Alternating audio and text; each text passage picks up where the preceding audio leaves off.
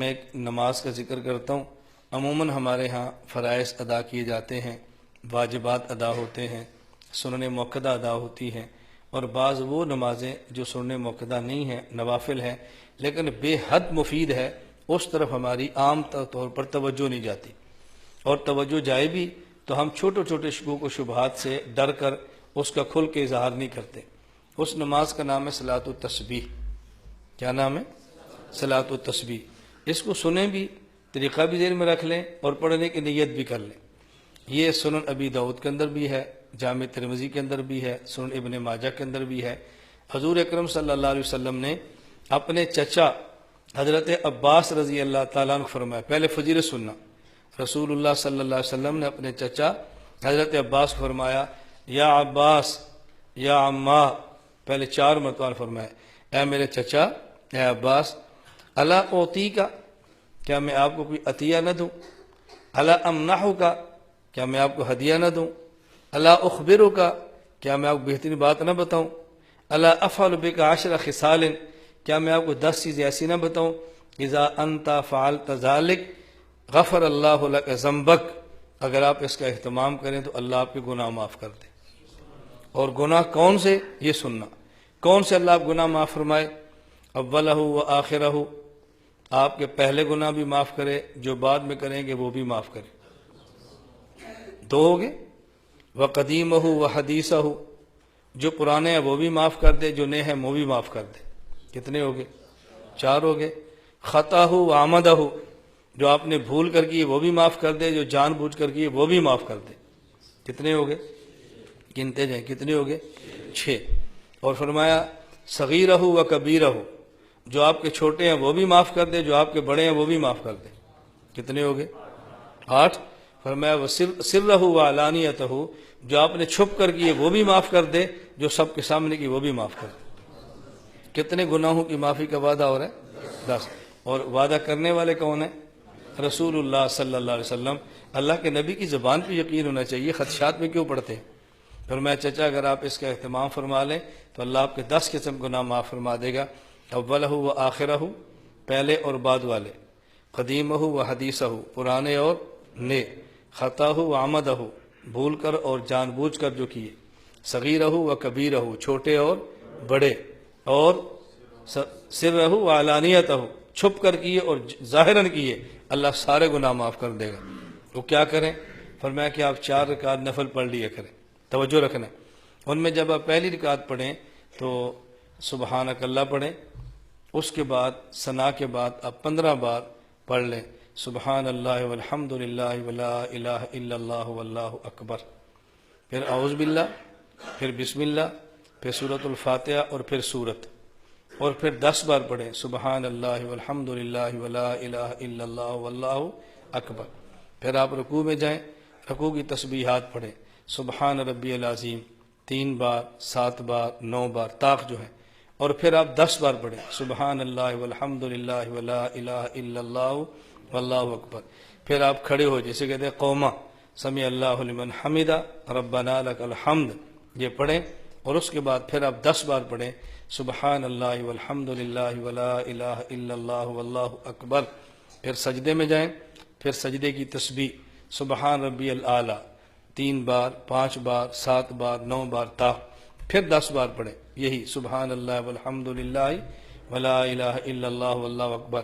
پھر آپ سجدے سے اٹھیں، اسے کہتے ہیں جلسہ، بیٹھیں، اس میں پھر آپ پڑھیں 10 بار سبحان اللہ والحمد للہ ولا الہ الا اللہ واللہ اکبر۔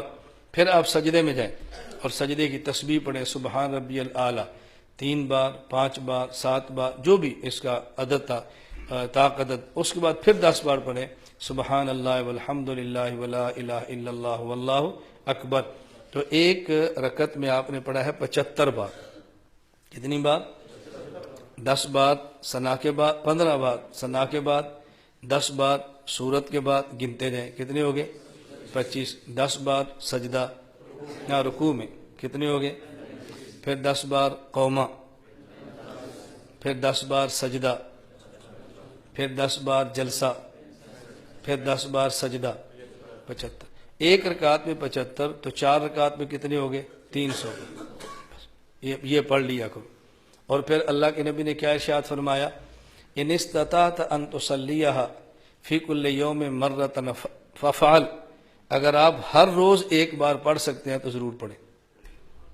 فإن لم تفعل، اگر ہر روز نہیں پڑھ سکتے، ففی کل جمعۃ مرۃ، پھر آپ ہفتے میں ایک بار پڑھ لیں۔ فإن لم تفعل، اگر آپ ہفتے میں ایک بار نہیں پڑھ سکتے، نہ آپ نہیں پڑھ سکتے، تو پھر ففی کل شہر مرۃ، آپ مہینے میں ایک بار پڑھ لیں۔ اگر آپ ایک مہینے میں ایک بار نہیں پڑھ سکتے، ففی کل سنۃ مرۃ، پھر سال میں ایک بار پڑھ لیں۔ اور اگر آپ ہر سال ایک مرتبہ نہیں پڑھ سکتے، فإن لم تفعل ففی عمرک مرۃ، تو میرے چچا عمر میں ایک مرتبہ آپ ضرور پڑھ لیں۔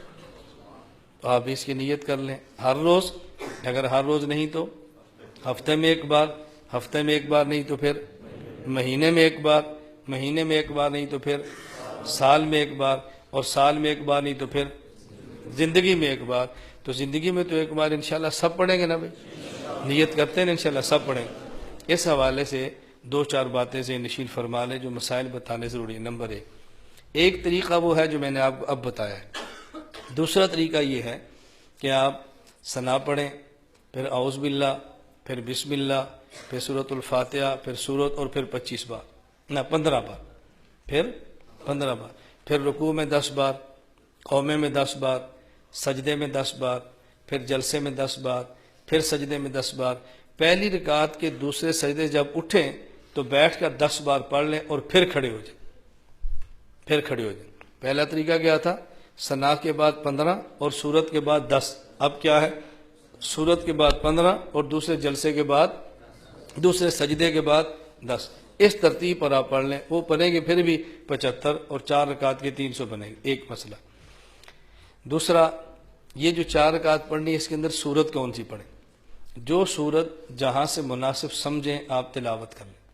بعض مشائخ کی رائے یہ ہے کہ اذا زلزلت الارض زلزالها والعادیات ضبحا، اور الہاکم التکاثر والعصر، قل یا ایھا الکافرون، اذا جاء نصر اللہ، قل هو اللہ احد، ان میں سے 4 صورتیں پڑھیں۔ بعض کی رائے یہ ہے، باقی آپ کوئی صورت بھی پڑھنا چاہیں تو پڑھ سکتے ہیں۔ نمبر 3، اس کے پڑھنے کا سب سے بہتر وقت زوال کے بعد ظہر کی نماز سے پہلے، جب ظہر کا وقت شروع ہوتا ہے ظہر کی نماز سے پہلے، یہ سب سے بہتر وقت ہے۔ اگر اس کے علاوہ کسی وقت میں بھی پڑھنا چاہیں، 3 مکروہ اوقات نہ ہوں، سورج نکلتے وقت، سورج ڈوبتے وقت، اور زوال کے وقت، کسی وقت بھی آپ پڑھ سکتے ہیں۔ چوتھا مسئلہ، یہ آپ نے 300 کا عدد پورا کرنا ہے، اور اگر کسی موقع پر بھول جائیں، 10 بار رہ جائے، تو اس کو اگلے رکن میں پورا کریں۔ اگلے رکن کا معنی، مثلا آپ نے قیام میں پڑھنا تھا 15 بار اور پڑھ لیا 10 بار، 5 بار رہ گیا، تو رکوع میں 5 مرتبہ مزید پڑھ لیں۔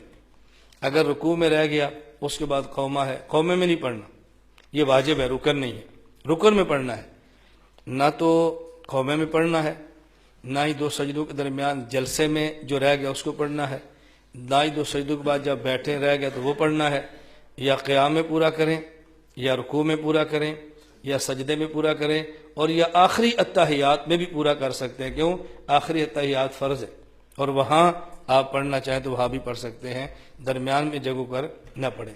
ان چیزوں کا آپ خیال کریں کہ میں نے چند ایک اس کے متعلق آپ کو مسائل بتائے ہیں، اور اس حوالے سے جماعت نہ کرائیں، اکیلے اکیلے پڑھیں۔ اب تو ہمارے ہاں ایک عجیب مسئلہ شروع ہوا کہ صلاۃ و تسبیح کا اعلان ہوتا ہے اور عورتیں جماعت کراتی ہیں۔ جی مرد نہیں، عورتیں، ہم کہتے ہیں مرد جماعت نہ کرائیں، اب عورتیں جماعت کے لیے تیار بیٹھی ہیں۔ اس لیے جماعت نہیں کرانی، انفراداً پڑھنا ہے، گھر میں پڑھیں، خلوت میں پڑھیں، نوافل ہیں، اور سب سے بہتر یہی ہے۔ باقی مسجد میں آ کر پڑھیں تب بھی حرج نہیں ہے، لیکن جماعت کا اہتمام نہ کرائیں۔ اللہ تعالی ہم سب کو اہتمام کی توفیق عطا فرمائے۔ تو آپ اس کا خیال رکھیں گے نا بھی انشاءاللہ۔